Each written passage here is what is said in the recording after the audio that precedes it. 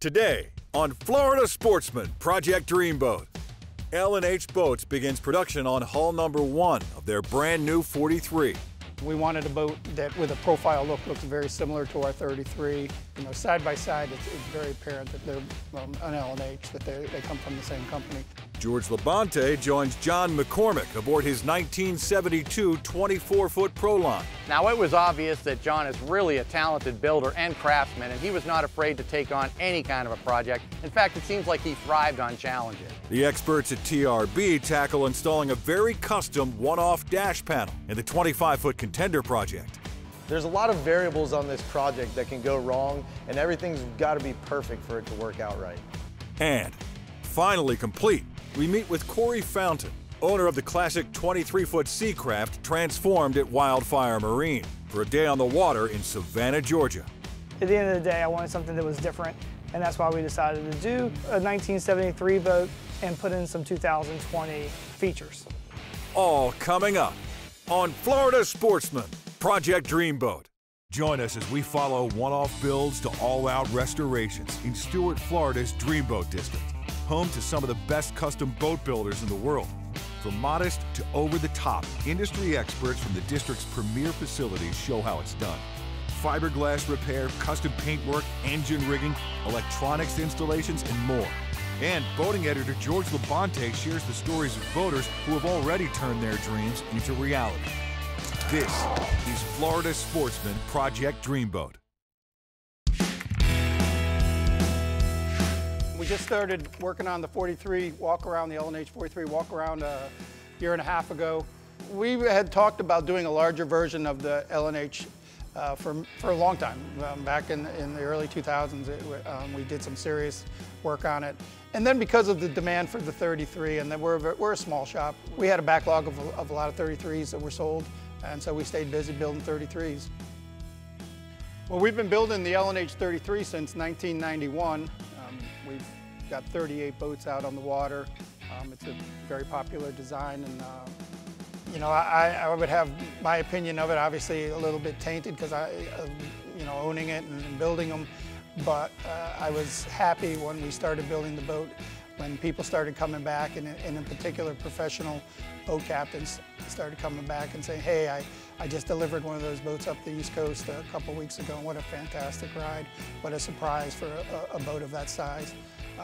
And once you got a few of those back again, you started realizing, hey, we've got something that's pretty good here. So, and we just have continued to not reinvent the wheel, but just perfect it.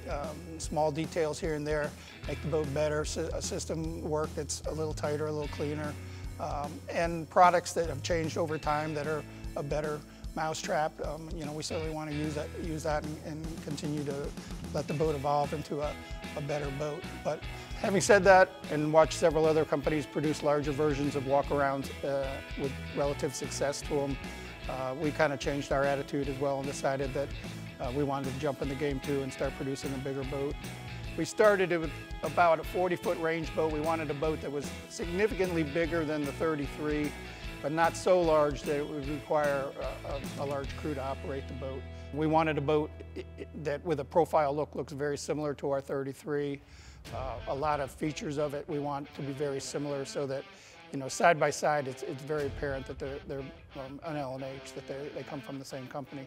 We didn't want to build two vastly different looking boats. We ended up with a 43-foot boat. It's got a 15-foot beam on it, which is, again, very similar to our 33, which has a very big beam on it. It's going to be a fiberglass cord boat, but it's done without molds, so it's a different construction technique.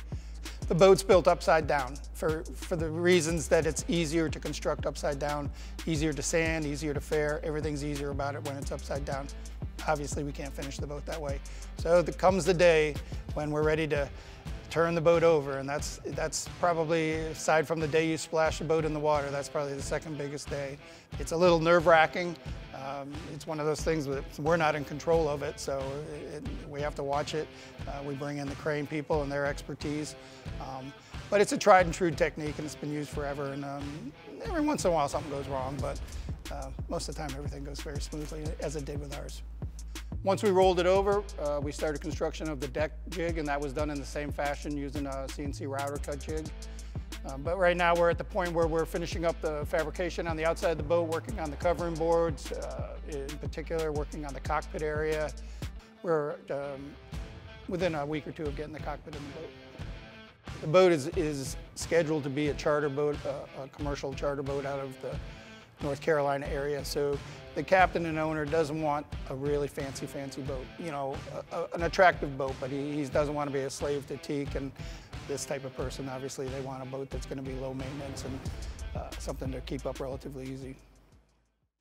When we come back, George LaBonte joins Dreamboat owner John McCormick aboard his 1972 24-foot Pro Line in this week's One Man's Dreamboat segment. This segment brought to you by Fiberglass Coatings, the largest selection of fiberglass materials in the United States. FGCI is a leading supplier of composite materials, family-owned for over 60 years and headquartered right here in Florida. We have the materials and technical expertise to service manufacturers, repair professionals, and DIYers alike. Our gel coat color matching is a favorite of seasoned professionals and weekend warriors. Access our online store at fgci.com, call to speak with a product specialist, or visit our stores in Fort Lauderdale or St. Petersburg. FGCI is your partner on boat projects big and small. Welcome back to Florida Sportsman Project Dreamboat. Join us for this week's One Man's Dreamboat segment with Florida Sportsman boating editor George LaBonte as we feature anglers who have already launched their dream. Florida Sportsman began these features 30 years ago, and the dreams just keep getting better. Today brings us to Crystal River to meet up with John and Adam McCormick and their dog Crockett. John has completed an extensive rebuild of a classic 1972 24 Pro Line flatback. Now, the flatback style of boat is a really popular hull design on the West Coast, especially for guides, and there's a couple of reasons for that. One of the reasons is this is a flat bottom boat that's able to float very shallow and get across a lot of the shallow water hazards that you're going to find over there, such as oyster bars. The shallow water capability and the inherent stability of the boat that you're going to find in a boat of this size, a 24-foot boat, suits that area perfectly, especially for guides. So when I found my Pro Line, took me 2 years to talk the guy into letting me have it. It was basically, I found it in an old abandoned equipment yard. It hadn't been in the water in probably 5 to 10 years. The way I wanted to build the boat, probably could afford it, but I didn't want to spend the money to pay someone else to do something that I was probably capable of doing myself, because my history is building, fabricating, construction. I don't know anything I haven't been able to build that I've run across in my life. I just thoroughly enjoy building and making things. We took the boat, gutted it completely, right to the floor, took the stringers out. All I started with was basically a shell. I knew I wanted to build it back with composite material to where I had no wood in the boat. So the boat's completely built back with composite material, the stringers, the floor, the transom. I'm getting to the point where I've got to put the pretty finish on it. I didn't have the means for spraying it, so I contracted with Rob Young at Young Boats in English to spray my boat and make it look like a brand new boat, put the final touch to it. And after that, we brought it back to the shop and started rigging it. We've got a porta bracket on a 175 Suzuki. It'll float in 10 inches of water, but running, I've probably not driven it in probably less than 16 because I just don't want to take a chance.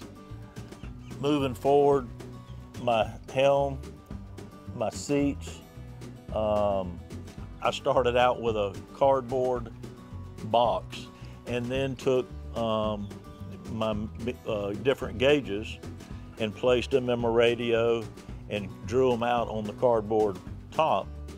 And once I decided that was what I wanted it to look like, then I started fabricating the compartment. It's all aluminum, everything's aluminum and powder coated. Now, when John was constructing the deck layout on this boat, I think he was way ahead of his time. In fact, the boat's been completed for several years, and the riser-style box of helm on this boat, this may have been the first boat over on the West Coast to utilize that feature. I raised a box up mainly to give myself a dry storage area for my batteries, my power pole pump, my trim tab pumps, to keep them dry, but yet it raises me up a little bit to see out in front for sandbars. And we've got tons of oyster bars around Crystal River. The way I've got the boat set up, it has a much larger front deck than what originally was. There's a lot of times in the winter we're going to fish holes or points. The power pole anchors us where we want to anchor, and as large as my deck is in the front, 2 people can fish up there easily.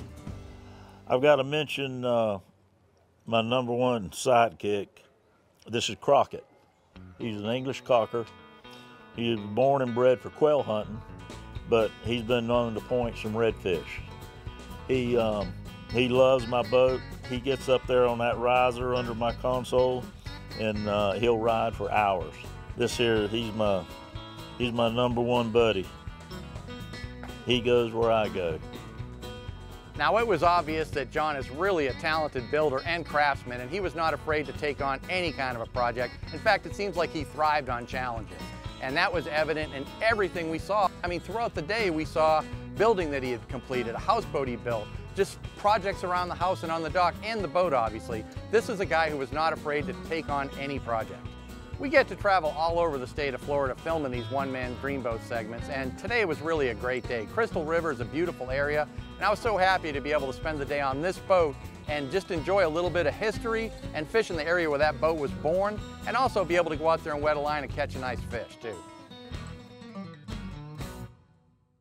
After an initial investment of $1,000 and spending $35,000 on repairs and custom modifications, the cost of John's Dreamboat comes to a total of $36,000. When we return, the team at Two Rivers Boatworks encounters the most daunting task yet on the 25-foot Contender project. This segment brought to you by Pacer Group, marine-grade electrical wire, components, and systems. For more than 30 years, Pacer Group has been the most trusted provider of wire, cable, and electrical products to the top marine manufacturers. All of our wire and cable is made in the USA to ensure it's the best in the industry. Pacer Group provides the highest quality electrical products to be found at one place. You can order with us at pacergroup.net.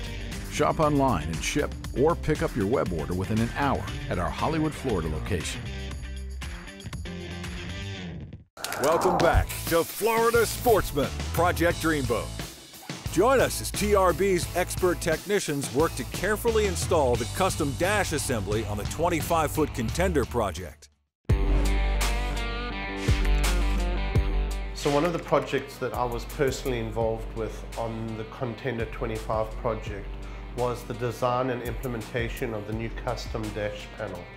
It's a panel that I haven't seen on a boat before. I think it's pretty unique. My plastic guy really doesn't want to make another one of these panels because it was so complicated to produce.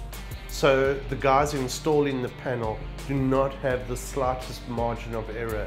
It's sort of one shot and it has to be done.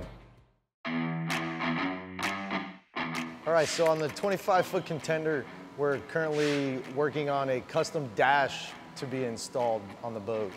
This dash is going to be a half-inch piece of acrylic where all of the instruments are going to be recessed into the dash, and the dash itself is going to be recessed into the console of the boat. There's a lot of variables on this project that can go wrong, and everything's got to be perfect for it to work out right. I came in and they told me what was going on with the vessel, and they told me what they wanted to do, and we've never done anything like that here before, and I've never done anything like that personally either as far as the dash goes. I basically had to make cuts in the dash that was going to allow for all of the new electronics and all of the background LED lighting and all of that. It had to be down to like the 32nd because the helm wasn't completely flat. in the acrylic panel was?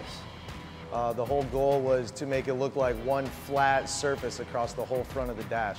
So making sure that the instruments were set at the right depth, in the right orientation, was definitely a challenge to make sure that this thing came out the way that it was supposed to. After we had the screens cut out, I had to shim the screens out about a half and then 3/8, and it was crazy Wonka's measurements, but we got it. After I dry fit everything, that's when everything got like crazy, you know what I mean? Because it was like, all right, you got one shot. The back of the panel is painted, and that's also where the engraving is done for the backlit portion of it. So if that gets scratched, that's something that needs to be repaired, and just adds a whole nother level of difficulty and cautionary measures that need to be taken when we're handling this. I had to make sure that panel was 100% perfect. So I had to take tape and trim everything out and measure all my tape marks and everything else, because my LED fixtures in the back, it had to glow past the actual engraving, but not past anything else. We've done plenty of dry fitting on this panel. We knew when we went to go put it in that it was gonna go in right. So the next thing that we had to make sure was we weren't gonna make a mess when we were gluing the panel in. I prepped everything that I could possibly think of to prep as far as cover and protect. I did. Black 4200, if that's on anything white, it'll stain. It doesn't even matter if you clean it and clean it and clean it, it's staining. We did a lot of cover and protecting. We taped everything up. We did everything that we know to do to make sure that we're not gonna make a mess of things when we're working.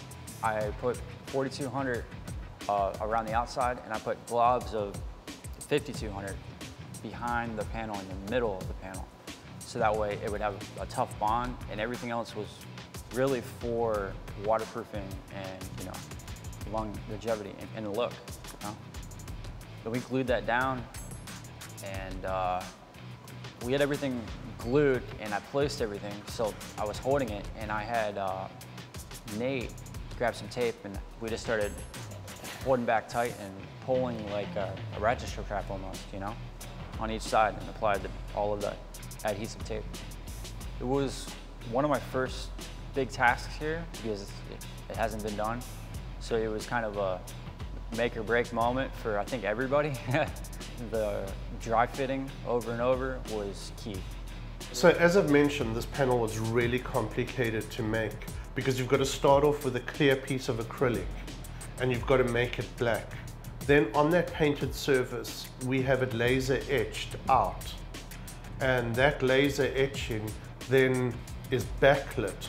And that's where you see all, the labels for the switches and the Contender label in the side. It's really come out very, very nicely. It's installed beautifully. And I'm pretty sure that Mike's going to get a few compliments about the panel, but most importantly, I think he's going to enjoy looking at it and be very proud of it. When we return, we meet with Cory Fountain, proud owner of the 23-foot Seacraft, fully restored and customized at Wildfire Marine. This segment brought to you by Suzuki Marine, the ultimate outboard motor.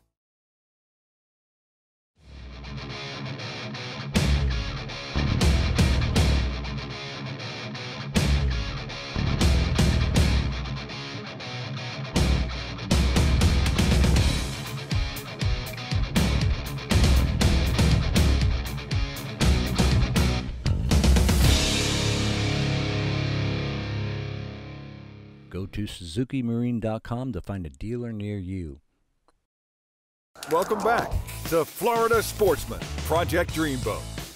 Join us as we head out with Cory Fountain and his family aboard their completely transformed 23-foot Seacraft. We just finished working on Cory's 23 Seacraft. It was a little bit of a different project that we normally do. Basically, the whole boat was done except for the fiberglass hull itself. But all in all, it turned out to be a pretty good project. With the Armstrong bracket, twin engine, it should run really well. Debbie completely rewired the entire boat, used all Pacer Marine tinned wire. They also furnished all of our switches for our switch panels. We finished it off, with the taco rub rail, stainless steel rub rail that always looks good on any boat. And I think he's going to be really happy with the boat. He's got a nice package. It's going to be good for a long time. His kids will be enjoying that boat when he's done with it. Yeah, so 4 years ago, I decided that, being from Savannah, I always heard about Seacrafts, classic Seacrafts, and that's why we decided to do a 1973 boat and put in some 2020 features. Being in the fact that we have 2 kids and they want to bring friends on the boat, forward seating was a great option, gives us a little bit more space, good storage, and at the end of the day, there's no one in Savannah who has 1973 Seacraft with forward seating.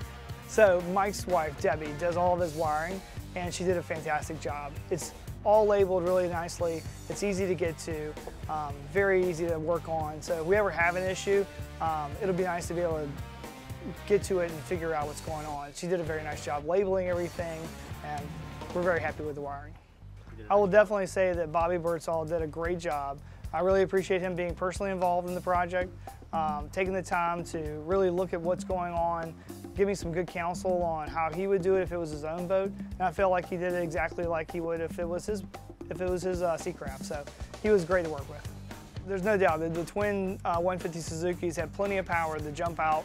They run great. At 30 miles an hour, you're burning right at 10 gallons per hour. I mean, it's very good performance, and the boat at top speed, it runs about 52 miles an hour, so it cruises very nicely. But at the end of the day, if you really need to get going, it'll run. The Armstrong bracket is fantastic. It gives us a little bit more room, gets the engines further away from us, and they're very quiet. My family does a lot of tubing. My kid likes to tube. So having the bracket back there gives you a place to get off, get in the water. It's safe. So we like the closed transom and the bracket for sure. For us, we live in a beautiful place, the landings here in Savannah, and we have a marina in our neighborhood, so you just put the boat in and we can go down to the Savannah Yacht Club. It takes 10-15 minutes from here and hang out with our family. That's what we enjoy doing. We have some drinks and everybody has a good time.